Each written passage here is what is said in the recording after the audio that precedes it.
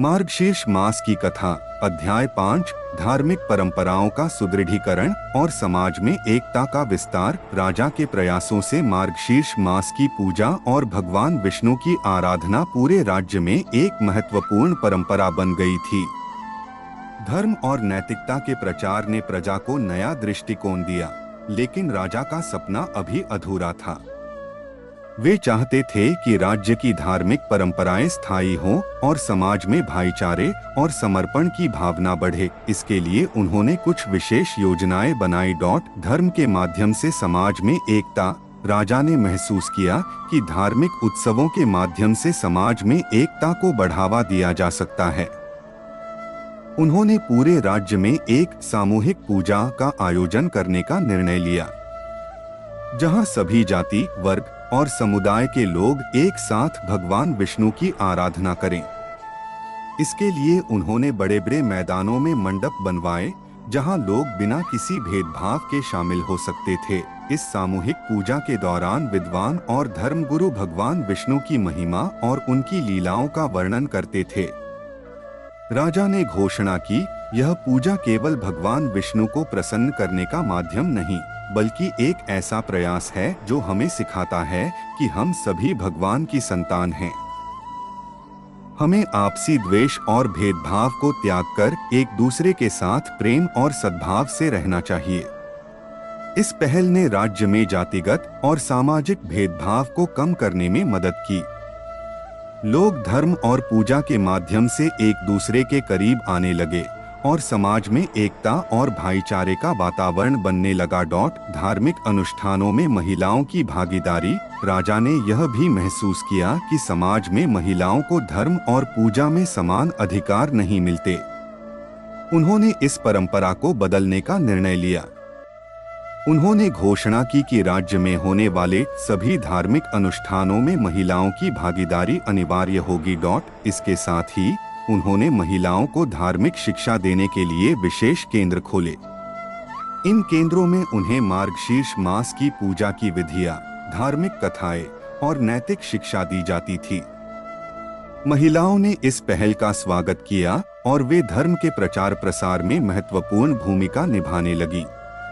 महिलाओं के इस योगदान ने न केवल धर्म को सुदृढ़ किया, बल्कि समाज में उनकी स्थिति को भी मजबूत बनाया। धार्मिक संगठनों की स्थापना।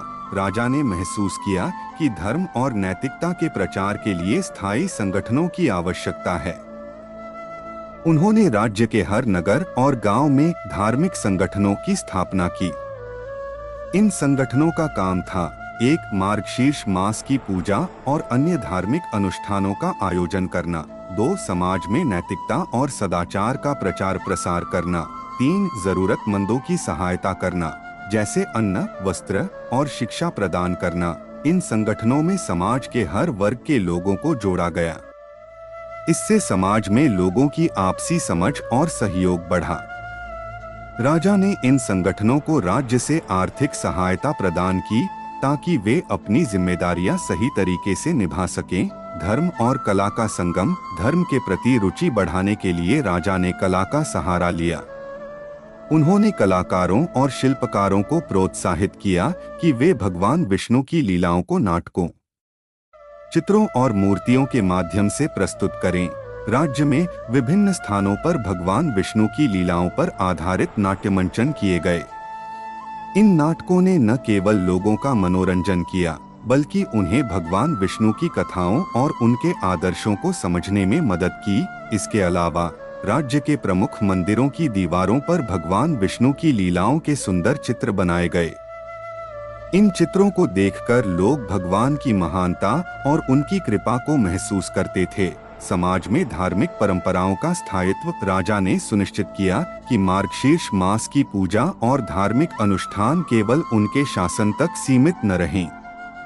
उन्होंने इसके लिए एक धार्मिक विधान पारित किया, जिसमें यह निर्धारित किया गया कि मार्गशीर्ष मास के दौरान पूजा अर्चना और व्रत को हर वर्ष अनिवार्य रूप से आयोजित किया जाएगा।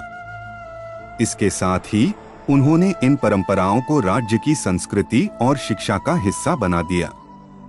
विद्यालयों में मार्गशीर्ष मास की पूजा की विधियां और भगवान विष्णु की कथाएं अनिवार्य रूप से पढ़ाई जाने लगी। धर्म को केवल पूजा तक सीमित न रखते हुए राजा ने समाज सेवा को भी धर्म का एक महत्वपूर्ण हिस्सा बनाया। उन्होंने राज्य के सभी मंदिरों को यह निर्देश दिया कि वे जरूरतमंदों के लिए भोजन और वस्त्र उपलब्ध कराएं। इसके अलावा राजा ने धर्मशालाओं का निर्माण करवाया, जहां यात्री और गरीब लोग निःशुल्क रह सकते थे। इन धर्मशालाओं में भोजन और चिकित्सा की व्यवस्था भी की गई। इस अध्याय में हमने देखा कि कैसे राजा ने धर्म और समाज के बीच सामंजस्य स्थापित किया। उन्होंने धर्म के माध्यम से समाज को एकता, प्रेम और परोपकार का संदेश दिया। उनके प्रयासों ने राज्य को एक ऐसा आदर्श स्थान बना दिया जहां धर्म, नैतिकता और सेवा का साम्राज्य था। अध्याय 5 समाप्त। अगले अध्याय में देखिए राजा के प्रयासों से राज्य में आने वाली अद्भुत आध्यात्मिक और भौतिक उन्नति की कथा।